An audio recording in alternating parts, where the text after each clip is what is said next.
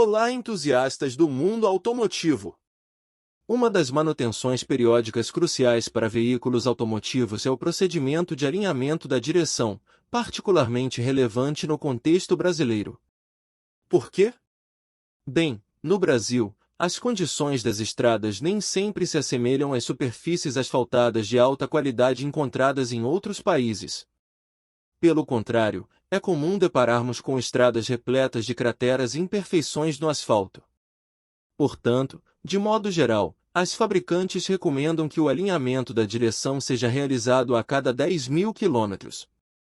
No entanto, se você conduziu o veículo em trechos com buracos, desníveis na estrada ou estradas de terra, a probabilidade de desalinhamento é considerável. Nesse caso, é aconselhável submeter o veículo ao serviço de alinhamento antes mesmo de atingir os 10.000 quilômetros previstos. Às vezes, o próprio volante do carro pode dar indícios de desalinhamento, como puxar para um dos lados, o que sinaliza a necessidade de uma correção no alinhamento. Uma dúvida comum que surge quando se visita uma oficina especializada é sobre a necessidade de balanceamento juntamente com o alinhamento. Nesse momento, é natural que os proprietários do veículo fiquem indecisos.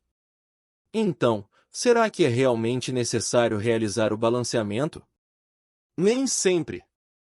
É importante entender que o balanceamento das rodas não está diretamente relacionado ao alinhamento da direção. A exceção ocorre quando você percebe alguma vibração no volante, o que pode indicar que as rodas estão desbalanceadas.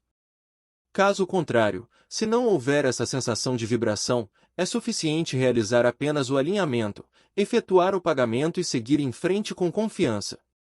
Se este conteúdo foi informativo e você deseja receber notificações sobre futuros vídeos, não se esqueça de se inscrever e ativar o sino de notificações.